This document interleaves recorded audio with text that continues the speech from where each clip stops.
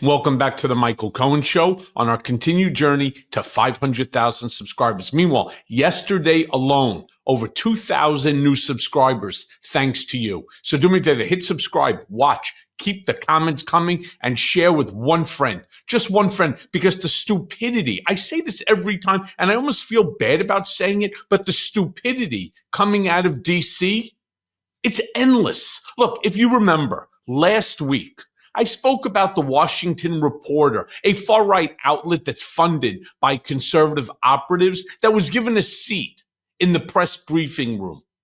When I say about the stupidity coming about yesterday, well, yesterday, Tim Pool, who's a far-right MAGA podcaster and influencer, he occupied the seat that was being occupied by the other conservative operative at the Washington Reporter, which was initially the seat of the Associated Press. Now, of course, this new guy there sucked up to Karoline Leavitt, asking her how the media personnel that usually sits in his seat, Associated Press, receives a lot of backlash.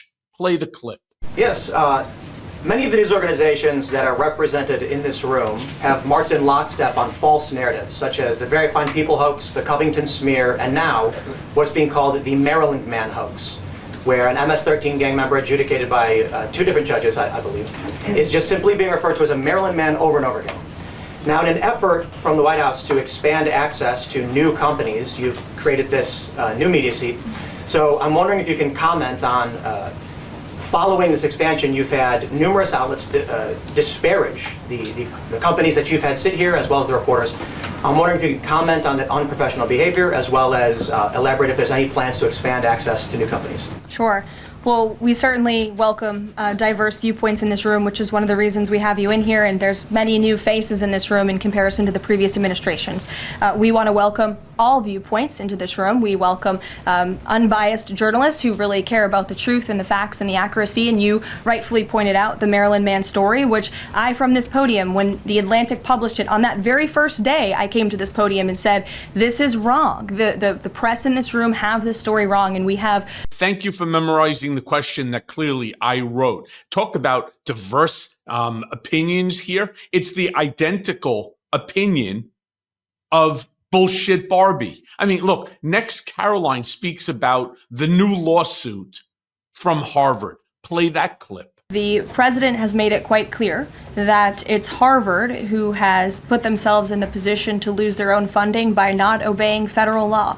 And we expect all colleges and universities who are receiving taxpayer funds to abide by federal law. It's quite simple. And the president made it clear he's not going to tolerate violations of federal law. He's not going to tolerate illegal harassment and violence towards Jewish American students or students of any faith on our campuses across the country. And so we will be responding to the lawsuit in court.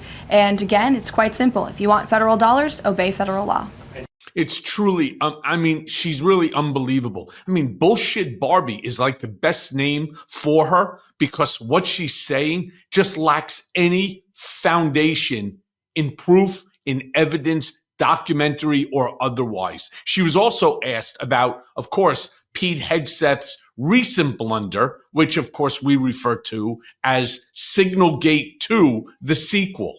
Play that clip. I really appreciate it. I have two questions, one on the Pentagon and another on the economy. You said on Fox News that the entire Pentagon is working against Secretary Hegseth, but the people who were fired were Hegseth's own guys. So how do you square that, and what do you say to concerns that that's bad management? They were Pentagon employees who leaked against their boss to news agencies in this room, and it's been clear since day one from this administration that we are not going to tolerate individuals who leak to the mainstream media, particularly when it comes to sensitive information. And the Secretary of Defense is doing a tremendous job, and he is bringing monumental change to the Pentagon. And there's a lot of people in this city who reject monumental change, and I think, frankly, that's why we've seen a smear campaign against the Secretary of Defense since the moment that President Trump announced his nomination before the United States Senate. Let me reiterate, the president stands strongly behind behind Secretary Hegseth in the change that he is bringing to the Pentagon, and the results that he's achieved thus far speak for themselves. Is there an FBI investigation into... Why not follow up with a real question, Dasha? That's Dasha from CNN. Why not follow up and say, okay, Karoline, that's not the question that I asked you. Okay? I get you have your talking points, but the question that we're asking you is exactly how do you turn around and how do you make a statement that this is the result of leftovers and people who are trying to harm Pete Hegseth, the Department of Defense's reputation, and so on, by Pete Hegseth sending out for the second time now that we know there's like 18 or 19 more. How is it that they are the ones who are guilty in this scenario, not the guy who sends it out to a journalist, sends it out to his wife, his brother, and his lawyer? That's the question before you, nothing else. Just answer the simple question.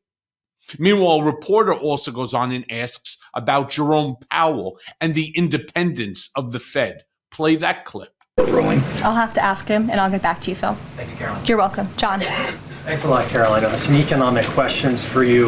Kevin Hassett has been a key economic advisor to the president in both of his terms.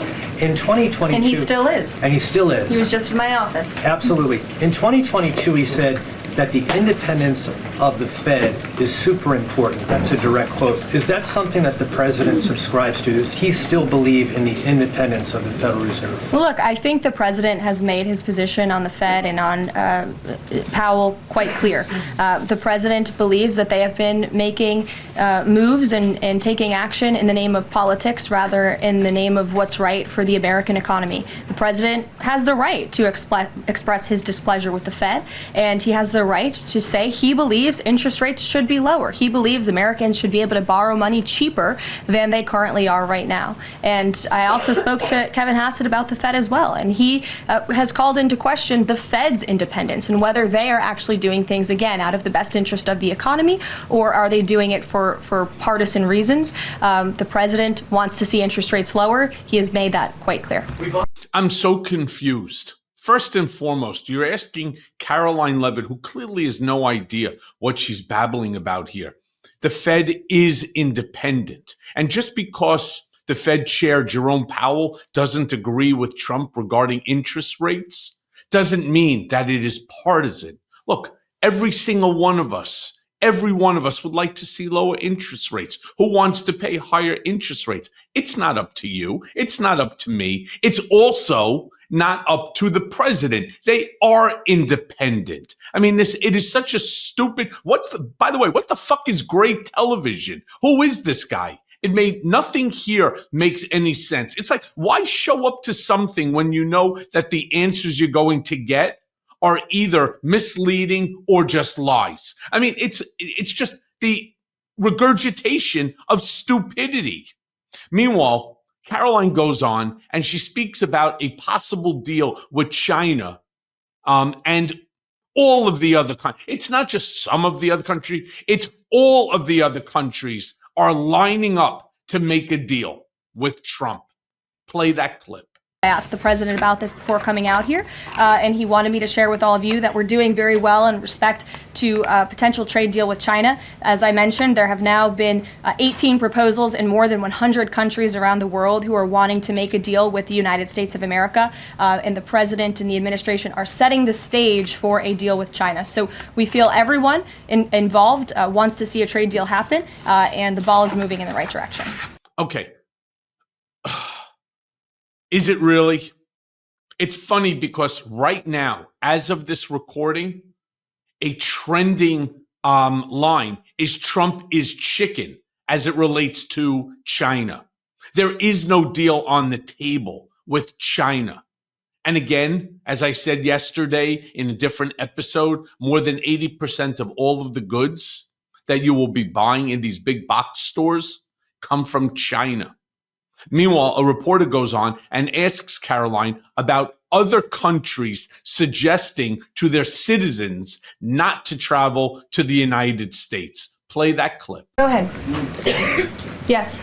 I'm calling on you. Thank you, Caroline. You're welcome. Over the last few weeks, several countries have warned their citizens about travel to the U.S., and the Department of Commerce's own stats know that from a lot of countries, the number of visitors is falling. Does the White House have any message for people that might be reconsidering business or tourism travel to the U.S.? Where did you see that report? With the statistics coming from the Department of Commerce. Said what? It's hard to hear you. Sorry. That visitors from a lot of countries have fallen in the last 3 months. I'd have to look at that report to comment on the merits of it. I think most people around the world recognize the United States of America is a great place to do business. It's a beautiful place to visit, and they should certainly come here because it's a much safer country than it was 4 years ago under the previous president. Libby, good to see you. Yeah, look how fast she cuts him off. By the way, genius. Let me say this to you. It's coming from the Department of Commerce under your administration. See, what she was hoping for is that he would turn around and say, oh, the New York Times or the Associated Press or Reuters or any other, so she could turn around and attack the media again. These talking points are getting so old. Like I said, there's no reason to even watch this shit anymore. We already know the answer that she's going to spew. There's nothing new here. There's no new information. But now finally, Karoline explained that the Trump administration is stopping Joe Biden's student loan forgiveness program. This is extremely important. Play the clip. In other news, the Trump administration has announced we will put an end to Joe Biden's illegal student loan bailout attempts. No student loan has been referred to collection since March of 2020. That comes to an end. On May 5th, the Department of Education will resume involuntary collections for borrowers with defaulted federal student loans. The student loan portfolio controlled by the federal government is nearly $1.6 trillion, but fewer than 4 out of 10 borrowers are in repayment. This is unsustainable, unfair, and a huge liability for American taxpayers. Debt cannot be wiped away. It just ends up getting transferred to others. So why should Americans who didn't go to college or went to college and responsibly paid back their loans pay for the student loans of other Americans? The Trump administration will never force taxpayers to pay student loan debts that don't belong to them. Student loan borrowers need clarity, and we're finally giving it to them. Borrowers will now be clearly expected to repay their loans, and those who default on their loan obligations will face involuntary collections. The government can and will collect defaulted federal student loan debt by withholding. Great. So that's part of your press conference? Why not just put out a statement by the government and then allow people to ask you questions about it? Again, the way that they got, I'm not opposed. You borrow money? Sure. You pay it back. Student debt? Sure. Maybe the interest rate, since Trump is so interested in the interest rates, maybe you reduce it, including penalties and so on. I get all that. Right message, wrong messenger. All right. It is written in a way within which to be aggressive and abusive, and there's no reason for it. There's absolutely no reason. Look, one of the other things that I constantly say here, we need to be a bigger, a stronger, and a louder community. And thanks to all of you, it's happening. Like I said, we've grown by over 2,500 subscribers just since yesterday alone, on our way now to 330,000.